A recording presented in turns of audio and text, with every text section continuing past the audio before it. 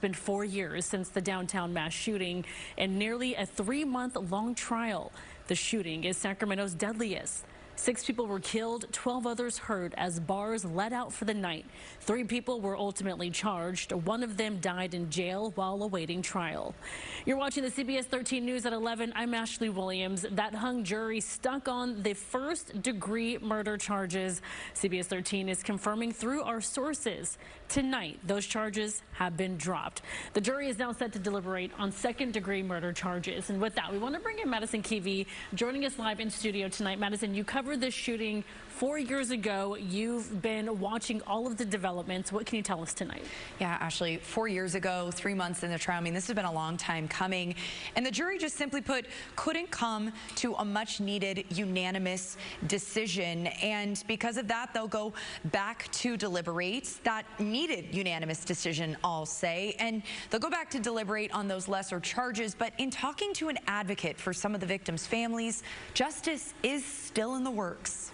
It's agonizing. It's really agonizing, you know, and I don't suspect that this is easy for the jurors either. And so here what the defense was able to clearly do, and the jury clearly accepted it, were that the facts were that there was no premeditation. First reactions to first-degree murder charges dismissed.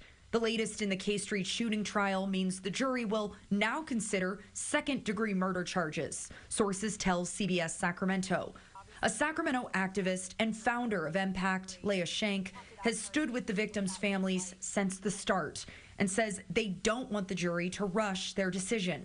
Ultimately, what we want is for the jury to consider all the evidence, whatever that was, and we want them to make a decision that is fair and that's just, whatever that should be. A central part of the prosecution's theory of what happened on K Street now 4 years ago is that the defendants, Dondre Martin and Matula Payton, were gang members, and the shooting was planned against an opposing gang. But Mark Reichel, a defense attorney with decades of experience trying cases like this, explains why that theory may have fallen short. They weren't able to prove that at all. They showed that people started shooting at each other, but they really didn't have the proof that this was done because they were rival gang members. So that's where it fell apart, right there. The jury will be back to deliberate next week on those now second-degree murder charges. And so that's really what the families want too. They want justice, but ultimate justice for them is to have their loved ones back. And that's something that they can't get back. And so for them, I mean, this really doesn't make too much of a difference whether it's first degree or second degree. They just want something to happen in some form of justice for their loved ones that they've lost.